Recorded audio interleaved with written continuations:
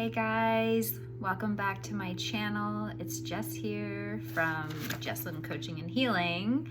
Today I am doing a video inspired by one of my Facebook posts I put up yesterday, which turned into like an overflow of comments, insights, opinions, experiences, some trolling, all of it.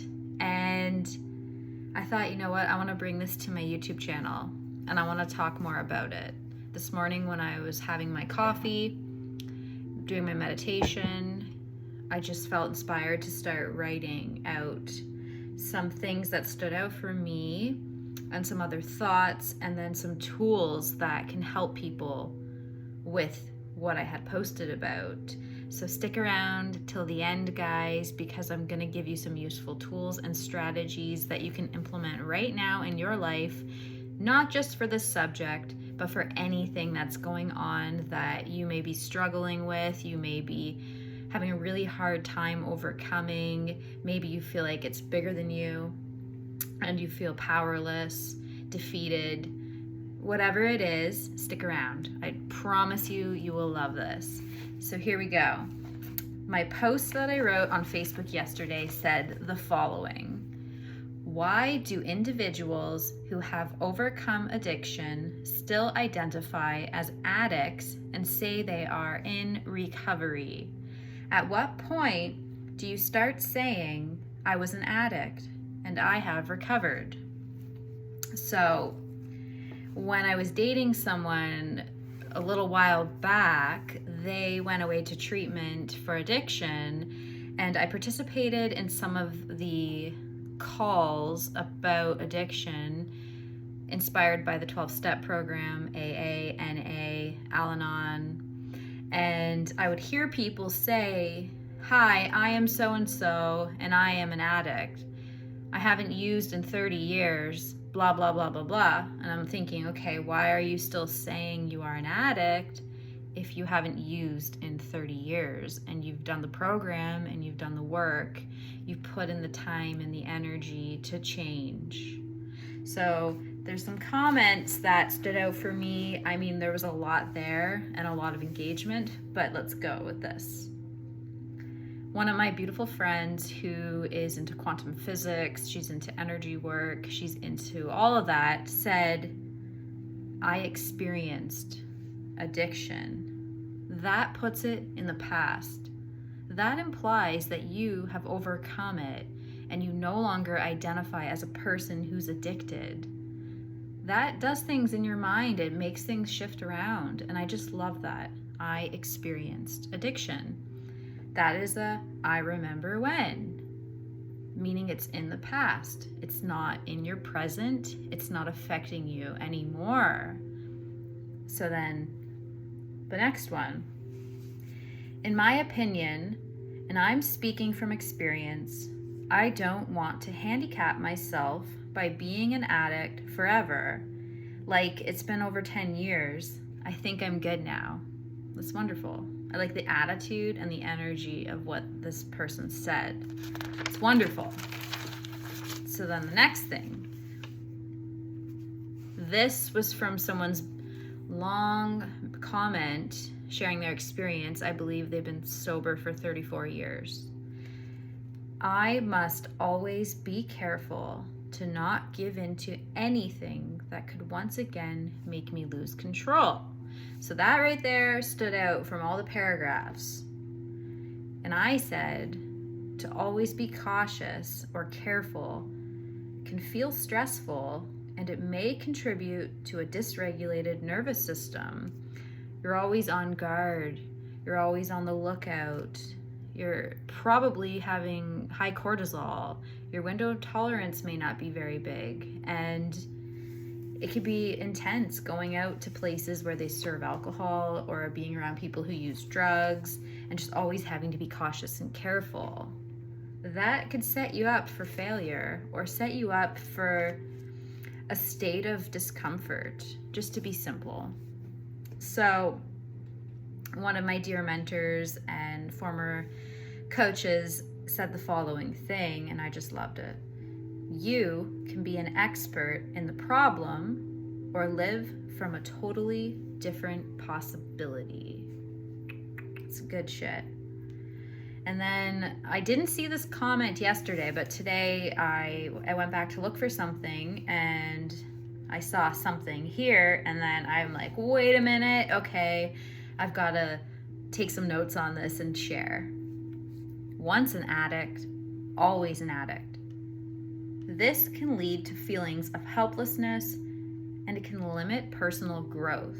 Why would you always have to be something once you've identified as it? Sure, maybe that's more common in the world, but it doesn't have to be true. That's like saying once a cheater, always a cheater. What if you were young and you made some mistakes as an adolescent, teenager, and you cheated? Does that mean you're always going to be a cheater? No, you don't have to be. Maybe you struggled with addiction in high school. I used drugs very, very young. And I did see a comment that if you use drugs young, you have brain damage forever. I don't think so. You can reject that. You do not have to buy into that belief from the world of facts. That is basically stoning yourself to death. So here it says, our thoughts shape our experiences. So why not add more empowering narratives? To mentally shift from recovery to recovered can lead to a change in your emotional state and behavior. This shift can promote healing and a sense of agency. To imagine and to feel from having already overcome addiction can help you to create a new reality, new possibilities, even if it's like one little stepping stone in a new direction, progressing forward, not putting yourself in prison and having some kind of hope, but not faith. Remember that your faith is your fortune. So, another thing I said in the comments from this post is that I just want to encourage people to try to look at things a little bit differently. You know, I think of pointing the flashlight in different corners and revealing things that you may not have noticed or thought of. You know, enlighten yourself, be curious, and just try different. You know, challenging your beliefs and adopting a more empowering identity can open pathways to true recovery and transformation. So when you decide that you want different, okay, with the fundamentals of the law, the laws of mind, metaphysics, to make change, you need to first have a self-observation. Okay, I have struggled with addiction. I have temptations. I'm careful and cautious. I believe that my brain is damaged for life. I think because I've been diagnosed with an addictive personality that this is me, this is it. Okay. I feel depressed. I feel anxious. I'm afraid to go in the bar because if I go in the bar, I might be tempted to have a drink. And if I have one drink, what's going to happen? Maybe I'm going to have 3, maybe 5, 10. I'm going to go on a bender. Now I've relapsed. I need to watch myself. I need to be careful. I don't want to relapse. I don't want to have another drink. I can't handle this. Blah, blah, blah. Okay, that's what's currently going on, but maybe you want different. Okay, I want to be healthy and sober. I want to be recovered and to no longer identify as someone who's addicted, in recovery, and struggling. I am someone that wants to be free from having to attend meetings and hear people talk about their stories over and over again, and 20 years later the same things keep happening. Not saying that's always the way it is. I want a new model for recovery from addiction. I want to see revisions to the 12 steps.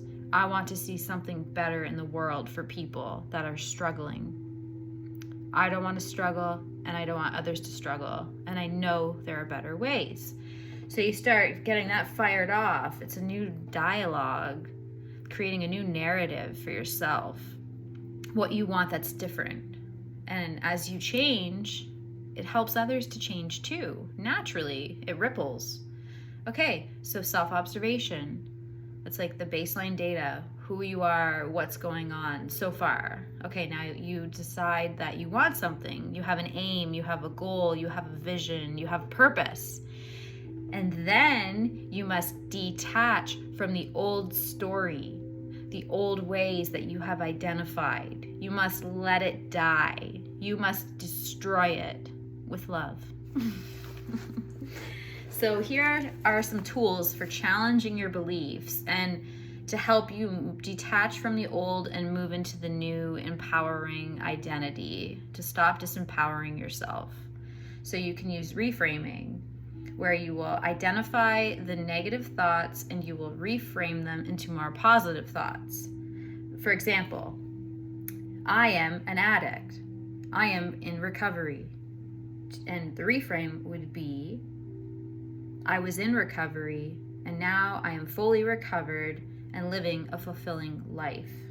This shift emphasizes growth and achievement, reinforcing the idea that the past does not define one's present or future. When I first started my recovery journey, I had a little notebook and I would go around reframing every day, all day, every negative thought. And eventually I didn't need to do that anymore, but it was just a tool. It was a practice, a strategy that helped me at that time. A thought journal. Keep a journal to track thoughts and feelings, helping to recognize patterns and to replace those limiting beliefs with empowering ones. Shift from the negative to the positive. So another thing is visualization. So imagining yourself as a healthy, empowered individual.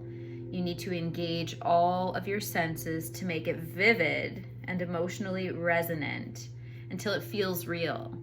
And with imagining this for yourself, you can first start in a dissociated state where you're seeing in third person, like on a screen, you being that person, the ideal you. And then you could slide into you, seeing through your eyes, participating in the scene of your wish fulfilled. Different people say different things about this, but what you want to do is find that feeling of fulfillment, of completion, that it's done. You're in the knowing. So another one is future self or future pacing.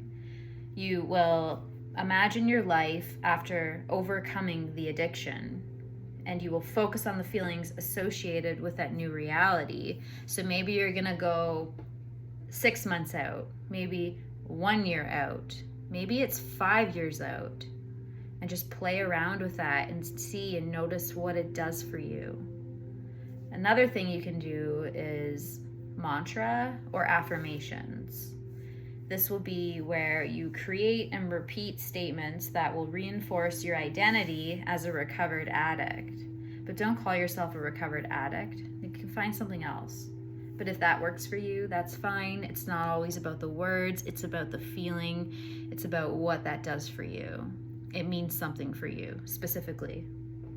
So here are some examples that I came up with for you. My past doesn't define me. I am a thriving individual. I choose health and happiness every day. I celebrate my journey and honor my progress. I am proud of who I am and the life I have created. So another one you can do is